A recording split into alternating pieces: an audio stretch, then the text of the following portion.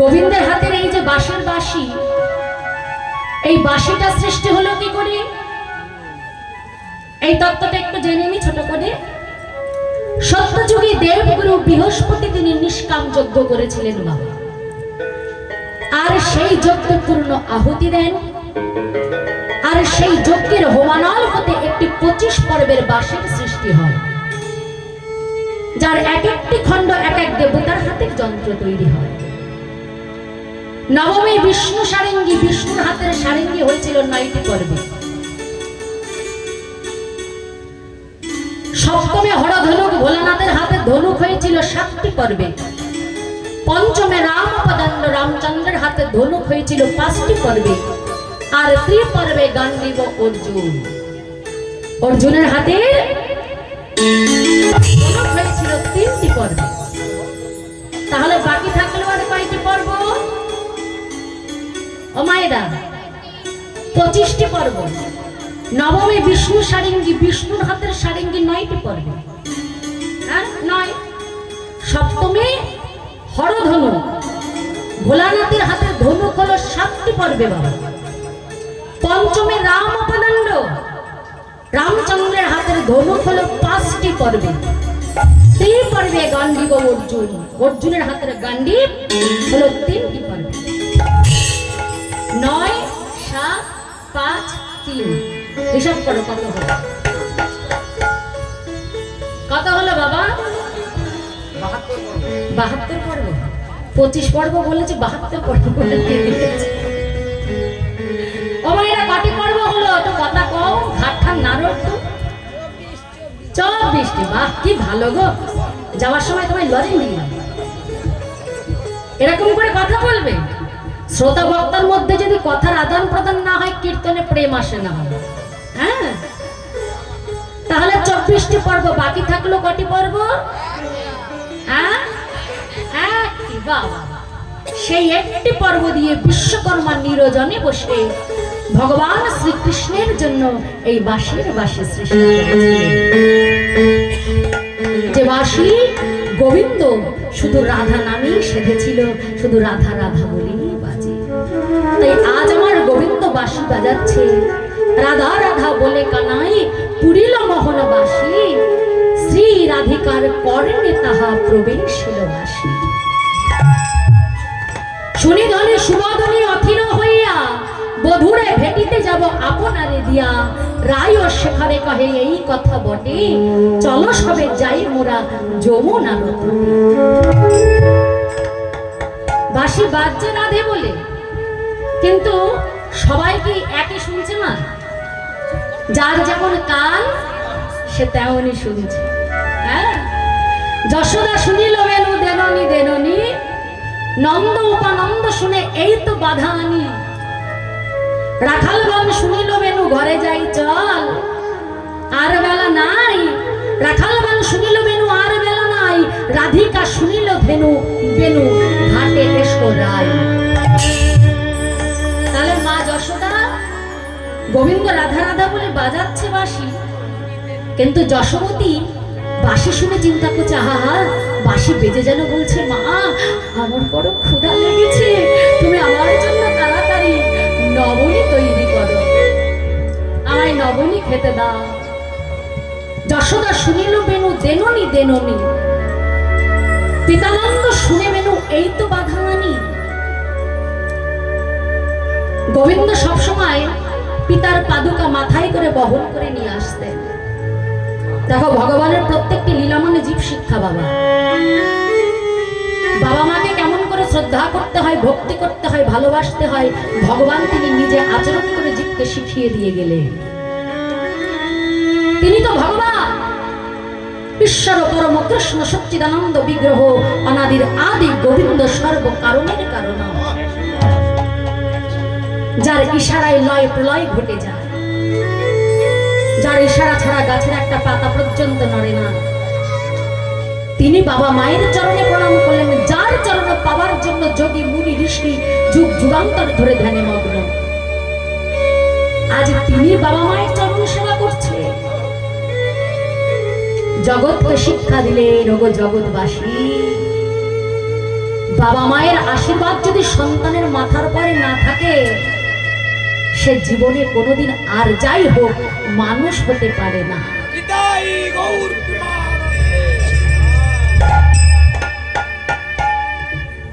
জগতে যার কৃপায় যত কৃপায় তোমার হোক না কেন, বাবা মায়ের কৃপা যদি না হয়, সব কৃপাই তোমার ইজিক্যাল টু জিরো। তাই ভগবান আচরণ করলে, শিক্ষা দিলে, কিন্তু আমাদের দশাটা কেমন হয়েছে বাবা। রাম ভক্ত তুলসী দাসের কথাটা মনে পড়ে গেল। গাভী को दोहे कुत्ता को पाले बछड़ी रह जाए भूखा, समुद्र को अच्छा खिलाए लेकिन तेरे बाप रह जाए भूखा। আমি সমাজের একজন সম্ভ্রান্ত অর্থ অবিত্তবান মানুষ, সেটা বোঝাতে গেলে বাড়িতে 25-30 হাজার টাকা দামের একটা কুকুর রাখতে হবে, তাই না? আমার বাড়িতে যদি একটা বিদেশি কুকুর থাকে, তাহলে লোকজন বুঝবে না আমি সমাজের একজন সম্ভ্রান্ত, আমার টাকা পয়সা আছে, হ্যাঁ আমার অর্থবিত্ত আছে। তাই সেই কুকুরকে পালতে গিয়ে আমরা কি করি, বাজার থেকে ভালো ভালো খাবার, হ্যাঁ তার সময় মতন তার ওষুধ, তার খাবার, তার পরিচর্যা, হাজার হাজার টাকা খরচ করি। কিন্তু বাবা মায়ের জন্য বাবা মা এক কাপ চা পেল কিনা আমরা খোঁজ রাখি না। অথচ কুকুরের সেবা পরিচর্যার জন্য মাসে মাসে আমরা হাজার হাজার টাকা খরচ করি। এই কলকাতার দিকে যখন আমাদের প্রোগ্রাম হয়, এই কিছুদিন আগেই একটা হরিবাসরে গিয়েছিলাম বাবা। কীর্তনের শেষে এক বৃদ্ধ মা এসে জড়িয়ে ধরে কেঁদে হাউমাউ করে বলছে, মা আমাকে একটু কৃপা কর, আমার সন্তান যেন আমাকে একটু মা বলে ডাকে। আমি বলছি, মা গো, এমন সন্তানের জন্য চোখের জল ফেলা তোমার বৃথা। যার জন্য পৃথিবীর আলো দেখেছে, সে যদি তোমায় মা না বলে ডাকে, অমন দুষ্ট গরু থাকার চাইতে শূন্য গোয়াল অনেক ভালো। সন্তান যদি করতে হয় ভগবানকে করো। জাগতিক জগতের সন্তান যদি ভালো না বাসে, ছেড়ে দাও। কলি জীব সর্প বিষে, দগ্ধ জীব মিথ্যা রসে, নাহি জানে কেউ আসে আপনি। আমরা সদা সর্বদাই এই সংসারে কাল সর্পের ছবল খাচ্ছি বাবা। ছেলে আমার, মেয়ে আমার, সারাক্ষণ আমার আমার আমার আমার করি। যখন এতটুকু করতে পারবো না, ইচ্ছা পূরণ করতে পারবো না, চাহিদা মেটাতে পারবো না, বলবে করেছো কি, আমার জন্য কি করেছো তুমি বলো। কিছুই যখন করতে পারবে না, জন্ম দিয়েছো কেন বলবেই, বলবে মুখের উপরে বলবে। সারা জীবন ধরে যা করেছো, ওই একটা কথা শুনে সব ইজিক্যাল টু জিরো হয়ে যাবে। সব খাটনি, সব কিছু ব্যর্থ হয়ে যাবে ওই একটা কথা শুনে। যে সন্তানের মুখে খাবার তুলে দেওয়ার জন্য জীবন পাত করে দিয়েছে, যেদিন সংসারে প্রয়োজন ফুরিয়ে যাবে, সেই সংসার থেকে সেই সন্তান, সেই তোমার ছেলেই তোমাকে ঘর ধাক্কা দিয়ে বৃদ্ধাশ্রমে পাঠিয়ে দিতে একবারের বেশি দুবার ভাববে না। এটাই সংসার।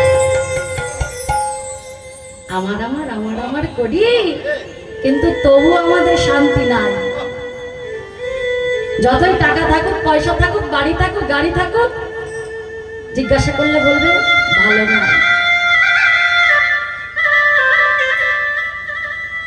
কিন্তু নদিয়া নবদ্বীপে যাও,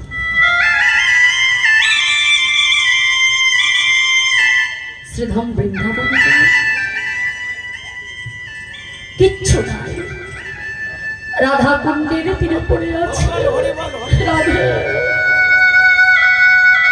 ওগো করুণা হই, কবে তোমার কৃপা হবে, কবে তোমার করুণা হবে।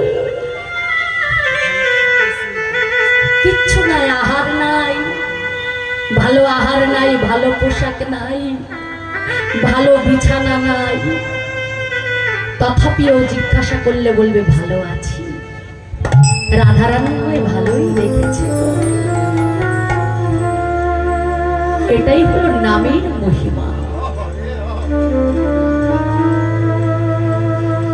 তাই ভালো যদি বাসতে হয় ভগবানকে ভালোবাসো।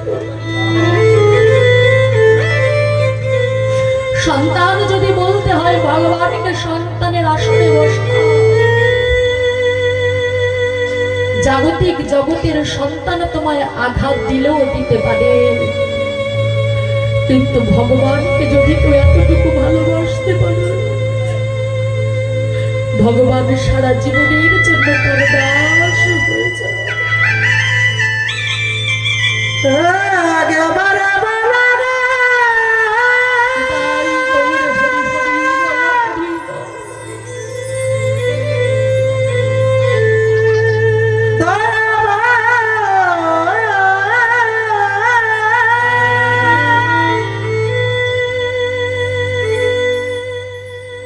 কিছু না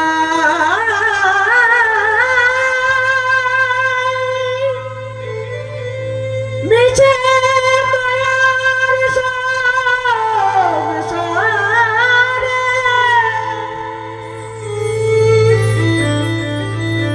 একবার ধরো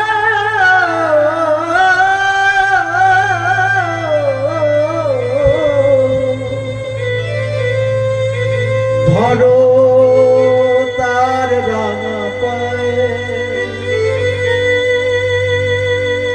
একবার বদনে বলো কৃষ্ণ কৃষ্ণ কৃষ্ণ গুণগান।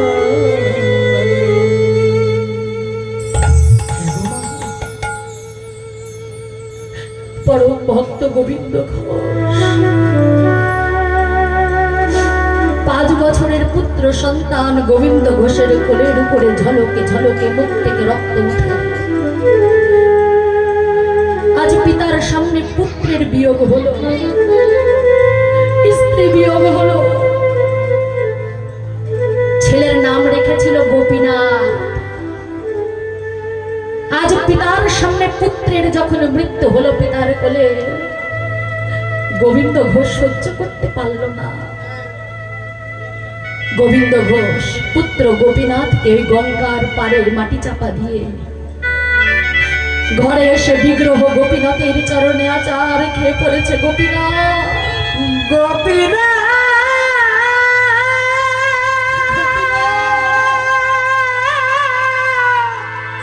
ফিরিয়ে দে গোপীনাথ, এই কি তোমার বিচার, ফিরিয়ে দে গোপীনাথ। এই কি তোমার বিচার, গোপীনাথ পীড়ায়ে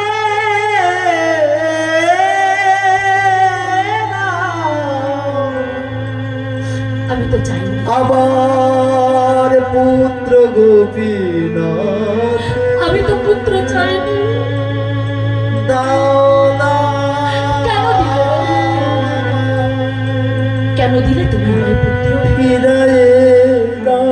ফিরিয়ে দিলে দিলি যখন কেড়ে কেন নিলি? আমি তো চাইনি তোর কাছে পুত্র, আমি তো চাইনি সংসার, আমি তো চাইনি স্ত্রী। কেন দিলি গোপীনাথ? আর দিলি যখন কেড়ে বা নিলি কেন? গোপীনাথের চরণে আছাড় খেয়ে পড়ল মা। গোপীনাথ আমার একমাত্র বাবা বলা পুত্রকে তুই যখন কেড়ে নিলি, আজ থেকে আমি আর তোর সেবা করব না, আর আমি তোকে ডাকবো না। আজ থেকে আমি তোর চরণে অনাহারে অনিদ্রায় আমি আমার জীবনটাকে শেষ করে দেব। পড়ে রইল ভক্ত ভগবানের চরণে মা বিগ্রহ গোপীনাথ। ভক্তের শিয়রে এসে বলছে, গোবিন্দ ও গোবিন্দ, একবার উঠে দেখো, আমি তোমার গোপীনাথ। গোপীনাথ তুই কথা বলতে পারিস? কথা বলা ঠাকুর আমার ঘরে থাকতে আমার পুত্র বিয়োগ হলো। তুই চেয়ে চেয়ে দেখলি গোপীনাথ, বিগ্রহ গোপীনাথ বলছে, পিতা, এই ইহ জগতের সন্তান তোমার চলে গেছে, তাতে কি হয়েছে? আজ থেকে আমি কষ্টি পাথরের বিগ্রহ গোপীনাথ, আমি তোমায় কথা দিলাম, আজ থেকে আমি তোমার পুত্র। গোবিন্দ ঘোষ বলল, তুই যদি আমার পুত্র হবি, তাহলে অন্তিমকালে আমার শেষ সমাধান করতে পারবে গোপীনাথ। গোপীনাথ বলল, বাবা, যেদিন তোমার অন্তিম সময় আসবে, সেই দিন আমি নিজের মুখে তোমার কারণে হরিনাম দেব, আমি নিজের হাতে তোমার শেষকৃত্য সম্পন্ন করব, আমি নিজের হাতে তোমার পিণ্ড দান করব। সেই পুত্র গোপীনাথ আজ চৈত্র মাসে পাপ মোচনী একাদশী তিথিতে এখনো পর্যন্ত ভক্তের জন্য ভগবান পিণ্ড দান করে। এখনো তার প্রমাণ। হরিদাস ঠাকুরের জন্য পুত্র রূপে ওই পুরীধামে জগন্নাথের সিংহদ্বারে দাঁড়িয়ে ভিক্ষা করেছিল। হরিদাস ঠাকুরের শেষকৃত্য সমাধা করেছিল। তাই ভগবানকে যদি কেউ ভালোবাসতে পারে, ভগবানকে যদি পুত্রের আসনে বসাতে পারে, জাগতিক জগতের সন্তান তোমায় আঘাত দিল, ভগবান তোমায় কোনোদিন আঘাত দেবে না। নিতাই গৌরে হরি হরি বল। তার জন্য ভগবানকে ডাকতে হবে, নাম করতে হবে, হরি নাম করো। নাম করতে করতে যেদিন আমাদের চিত্ত দর্পণটা মার্জন হয়ে যাবে, সেদিন আমাদের হৃদয় মন্দিরে এই চিত্তরূপ দর্পণে আমরা সেই প্রাণ গোবিন্দের যুগল মূর্তি দর্শন করতে পারবো। নিতাই গৌরে হরি হরি। আর ছলো ছলো নয়নে হাসি মাখা বদনে আনন্দ কাননে আনন্দ কাননে ভ্রময়নী বা। সবাই মিলে দুটি বাহু তুলে হরি বলো মনে রে আমার। হরি বলো মনে রে আমার। হরি হরি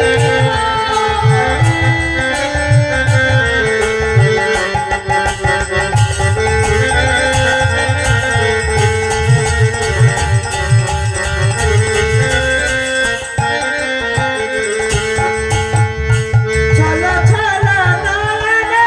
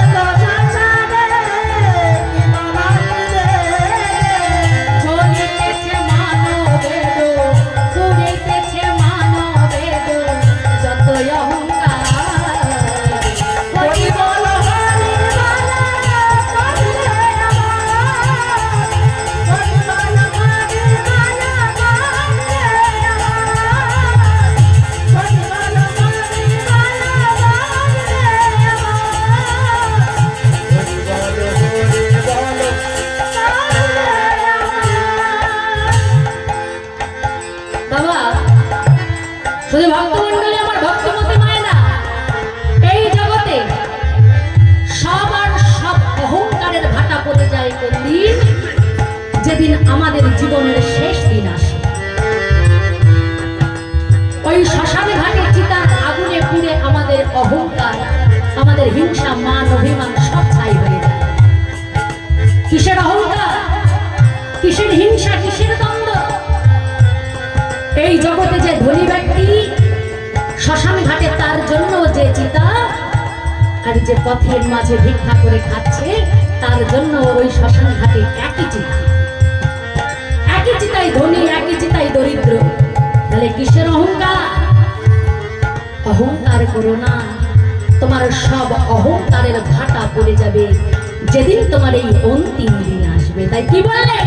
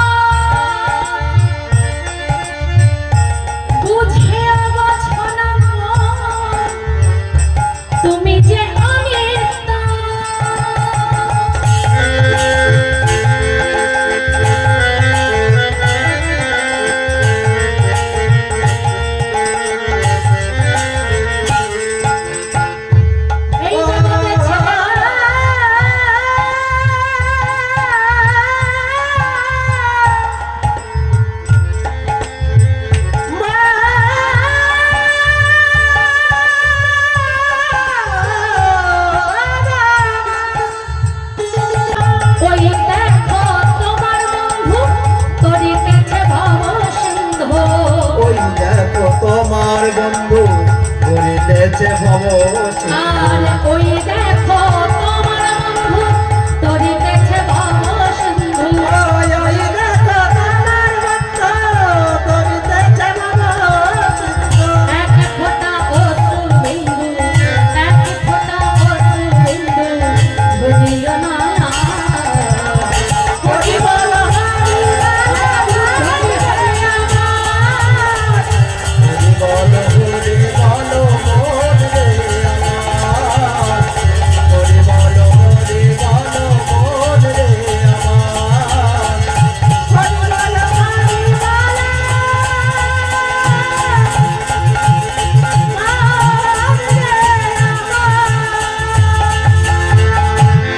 राधेश्याम राधा रानी की, राधेश्याम राधा रानी की, राधेश्याम राधा रानी की। जय